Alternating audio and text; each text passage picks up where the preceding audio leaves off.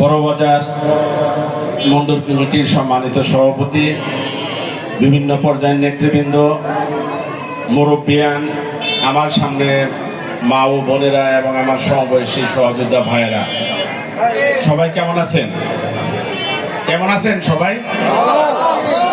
আমি আমার প্রিয় নেতা বিএনপির সম্মানিত ভারপ্রাপ্ত চেয়ারম্যান জনাব তারেক রহমানের পক্ষ থেকে আপনাদের সবাইকে আজকের এই নবমীতে আমি সবাইকে আমার প্রিয় নেতা জনাব তারেক রহমানের পক্ষ থেকে শুভেচ্ছা জানাই, অভিনন্দন জানাই এবং আপনাদের দশমীর মাধ্যমে এই বিসর্জনের মাধ্যমে যাতে আপনারা হিন্দু সম্প্রদায়ের সবাই সুষ্ঠু সুন্দর মতন আপনাদের যে প্রত্যাশার অভিনন্দন জানিয়ে শুভেচ্ছা জানিয়ে আমি আমার বক্তব্য শুরু করছি।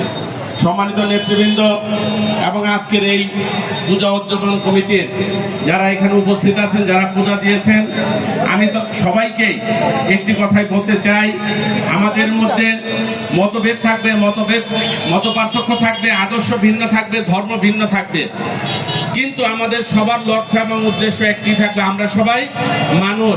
সেই মানুষ হিসাবে যেন আমরা সবাই সবার পাশে থাকতে পারি এবং মানুষ হিসাবে যেন আমরা সবার পাশে থেকে আমরা একে অপরের পাশে থেকে যেন একে অপরের সাহায্য সহযোগিতা করতে পারি। আমরা যারা মুসলমান ধর্মের, আমরা যখন এইভাবে আপনাদের মন্দিরে যখন ঘন্টা বাজবে, আমরা যেন আপনাদেরকে এই পূজা করতে যেন আমরা সকলে যেন সাহায্য সহযোগিতা করতে পারি। আমাদের সর্বশেষ যে লক্ষ্য এবং উদ্দেশ্য সেটি হলো আমাদের বাংলাদেশের প্রত্যেকের মধ্যেই আমাদের প্রিয় নেতা বিএনপির সম্মানিত ভারপ্রাপ্ত চেয়ারম্যান জনাব তারেক রহমানের যে উক্তি, ধর্ম যার যার, রাষ্ট্র সবার, নিরাপত্তা পাবার অধিকারও সবার, সেই আঙ্গিকে আমি বলতে চাই ধামরাইয়ের 202টি পূজা মণ্ডপের প্রত্যেকটা জায়গায় আমরা যারা বাংলাদেশ জাতীয়তাবাদী দল বিএনপি অঙ্গ সংগঠনের নেতাকর্মী আছি, আমরা আপনাদের পাশে আছি, আমরা আপনাদের পাশে থাকব। আমরা রাজনীতির পথ, রাজনীতির মত, আদর্শ ভিন্ন থাকতে পারে, কিন্তু বাংলাদেশের প্রশ্নে আমরা সবার আগে বাংলাদেশ, এই স্লোগানকে আমরা ধারণ করতে চাই।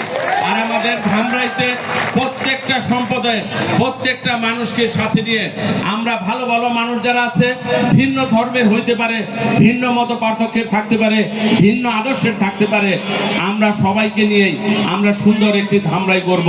এটাই হবে আমাদের সবার প্রত্যাশা। আমরা যেন সবাই মানুষ হিসেবে মানুষের কল্যাণে কাজ করতে পারি। আমি নেতা হিসেবে নয়, আমি আপনাদের সন্তান হিসেবে, আমি আপনাদের ভাই হিসেবে সব সময় আমি আপনাদের পাশে আছি। সেই প্রত্যাশা ব্যক্ত করে সবাইকে ধন্যবাদ জানিয়ে আমি আমার কথা শেষ করছি। খুদা হাফেজ। বাংলাদেশ জিন্দাবাদ। শহীদ প্রেসিডেন্ট জিয়াউর রহমান অমর হোক।